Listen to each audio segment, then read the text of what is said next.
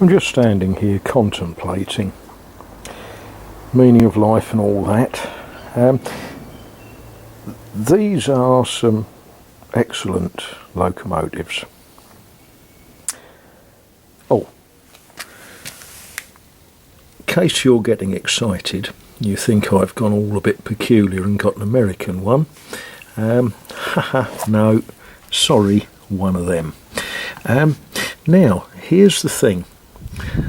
That one is going to be painted in very authentic colours with numbers that suit this line. These others, well, for a start, this one is missing a back buffer. Not a big issue. This one is missing its rear bogie and its front pony. I've got those. What I haven't got is the fixing bolts for them. That may change. But I was sort of thinking, I can't have 5 the same. They ought to be sort of different one another.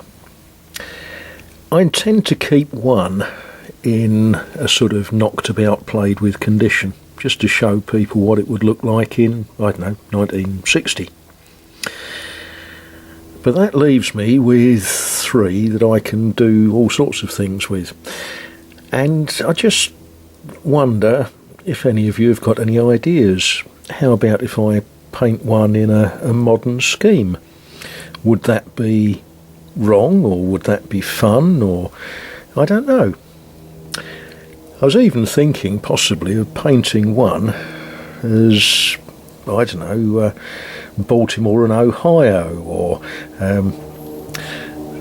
Maine or something, you know, something offensive, just to see if anyone even notices.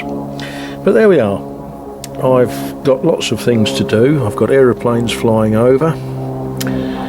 I better put the aluminium over my head, otherwise the CIA will read my thought patterns. But, you know, if you've got any ideas or comments or what I should do with them. Oh, by the way, all of them run absolutely wonderfully. Now, my actual job this afternoon, project this afternoon, is to build another baseboard. This track is Hornby 3-rail. It's a very obsolete system of driving trains. What you have is power is fed, where's my finger? There, power is fed one way to both outside rails, and that's actually common on the baseboard, and the middle rail is isolated. Very old-fashioned system. If you've got locomotives from the 1950s, you very much need this.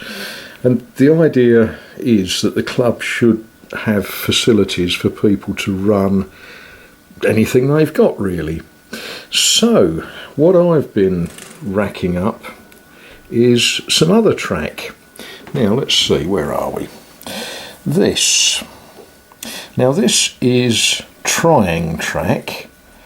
This is a system known as, let me turn it round so we can see, this is a system known as Super 4, and it's got a fairly thick and heavy rail on it, and this is pretty much what came after this.